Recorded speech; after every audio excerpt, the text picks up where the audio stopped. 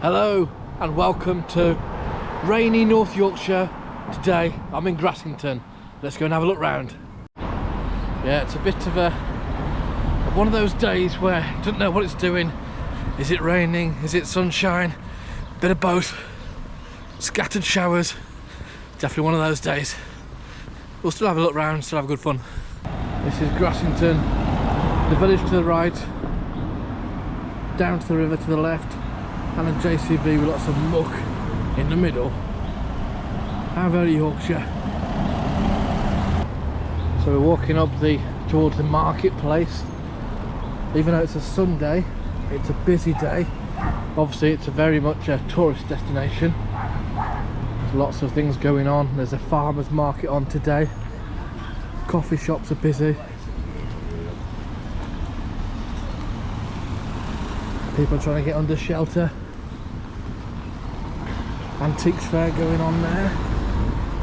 Lots of old stuff. Let's have a walk round.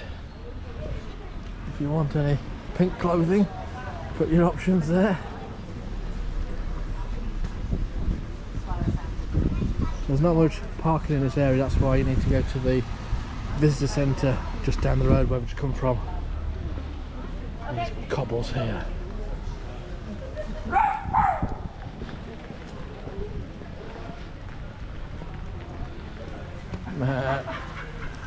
Nice sheepies. There's a pig.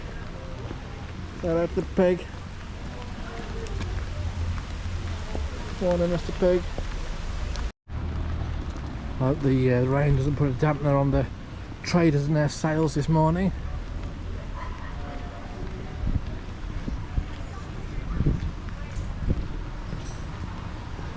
And we've got the Upper Wharfdale Museum Society's Folk Museum.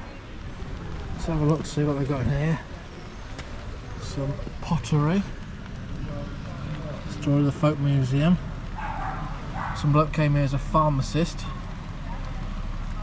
and he showed items collected from his archaeological excavations. Ooh.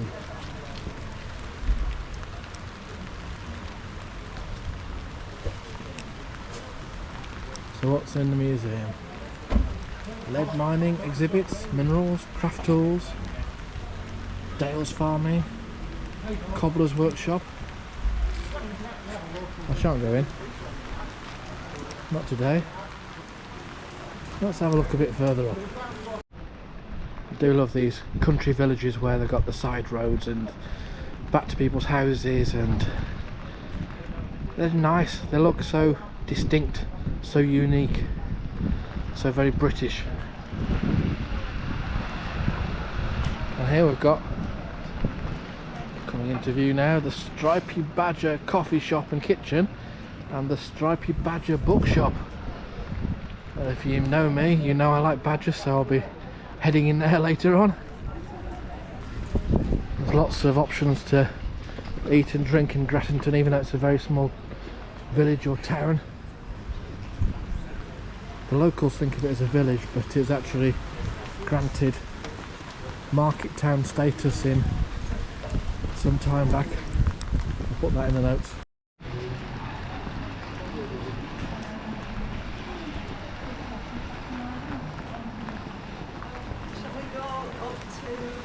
Tea rooms will make some good business today. Oh, lovely garden. Chocolate shop. And a bar. Black Sheep Brewery. Anvil Gallery. It's the original Smithy, owned by the notorious Tom Lee in the year 1766. I'll try and find out what was notorious about him. Hardware shop. Tom's lair. There's obviously some character, this guy called Tom. The old polishing shop. Got a cake shop up here.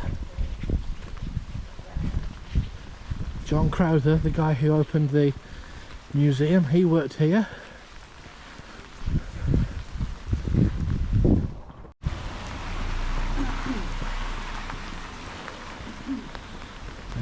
workshop, Emmy Turler illustration.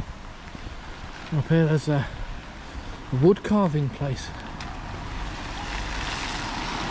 See all these amazing creatures here. Wow, reasonably priced as well. You don't always get that in these country places.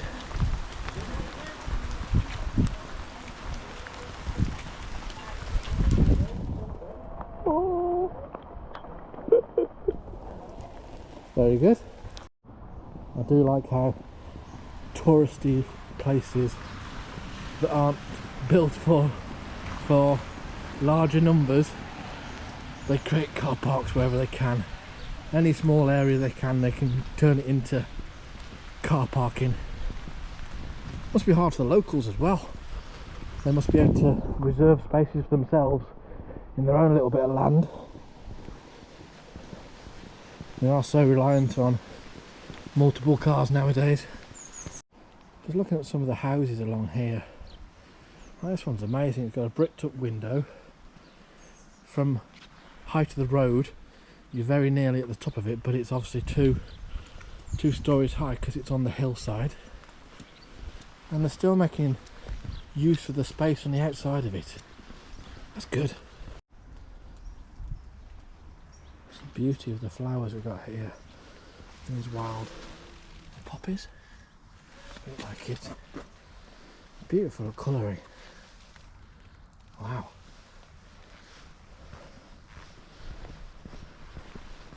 Head back down here towards the marketplace.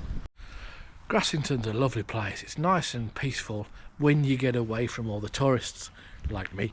So it's a good place to come to, and it's nice to have a nice peaceful walk around. I do recommend coming during the week rather than on a busy weekend.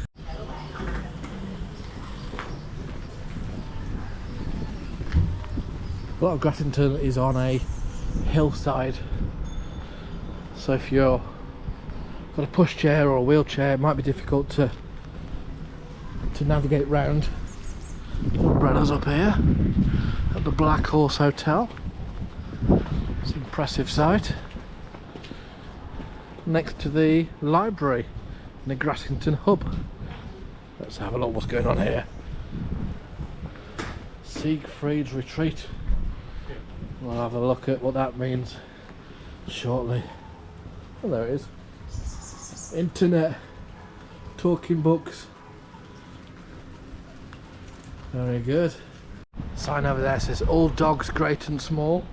There's a bit of a hint as to what Grassington is known for nowadays. Let's have a look a bit further down.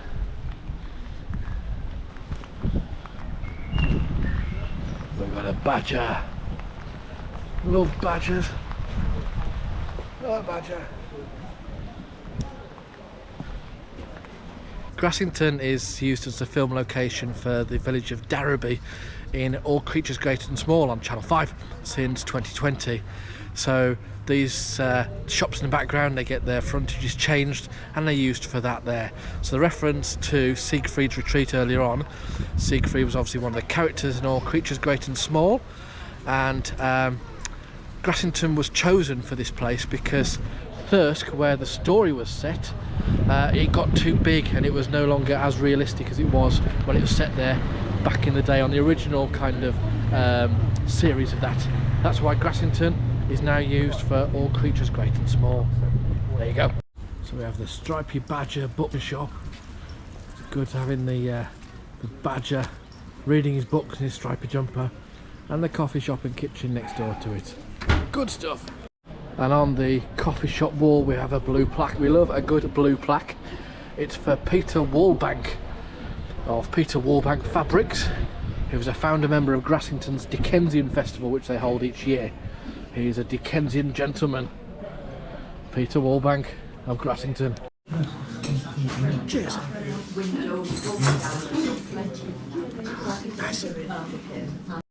So, having had a nice hot chocolate and a piece of cake here, I'm now going to go down and explore down by the riverside. Let's do this! Woo!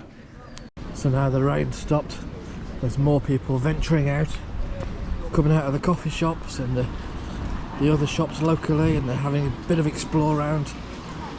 Don't blame them. It's a good place to come to. Antiques Fair seems to have lots going on there. Let's head back to the visitor centre and then find that walk down to the riverside. While we're having a look around Grassington, now's the perfect time for you to click like and subscribe to the channel. Rich All Travels, thanks a lot. Here at the visitor centre, as you arrive, there's a cattle grid to stop the sheep getting in, and then you've got a bus stop for the coaches and the buses that come around here. And this here is a pretty cool bus shelter. I've never seen one this fancy before. It's got the dry stone walls and the divider so you can keep out of the way of the wind and shelter. That's good. And that's the Dales buses. Remembering single fares on buses is £2. Bargain. Do it. Let's not just look at it, let's explore it. Woo! Come on! I can see the water. I can hear the water. Let's go down for a closer look.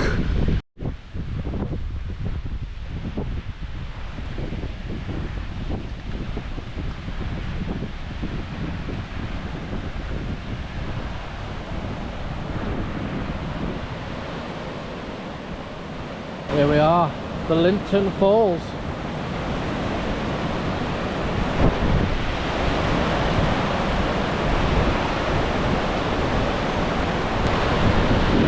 That's that side, and the other side down here. Look how wild it is round there. Let's have a walk round and see.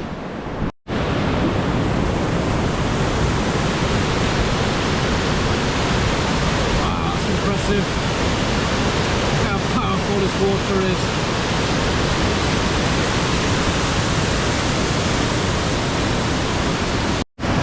One thing that always astounds me is how powerful nature is. When it wants to do something, water will get through whatever it needs. Rocks, no problem, we'll go over it, we'll go round it, we'll go through it. That's power. Look at it go. That's impressive.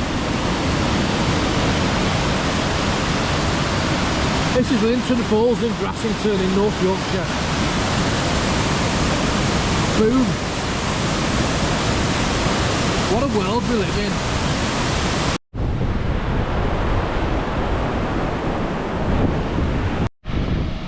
So what we have here is the hydroelectric plant at Linton Falls. Grassington used to get its electricity from a hydroelectric plant here previously from 1909 to 1948 when the National Grid arrived in the area, but this new hydroelectric power plant opened in March 2012 and they restored the old turbine house, which is that building across there, and they used these two Archimedean screws the two Archimedean screws that draw the water out from low-lying areas into irrigation ditches. So those bits there, they're drawing water out. You can see the splashes from the inside there going on. They're drawing water up, they're screwing it up, and then laying it into that top section there. That's what they're doing. This is how they kind of start the process to turn water into electricity. It's impressive systems. Obviously I need to find out a bit more as to how it's done, but that's the general concept, is they draw the water up into turbines and then turn it into electricity that way, I think. If you know more, let me know in the comments. Wow. Raw power. But in contrast, how calm and smooth the water is here compared to whoosh down that way. Wow.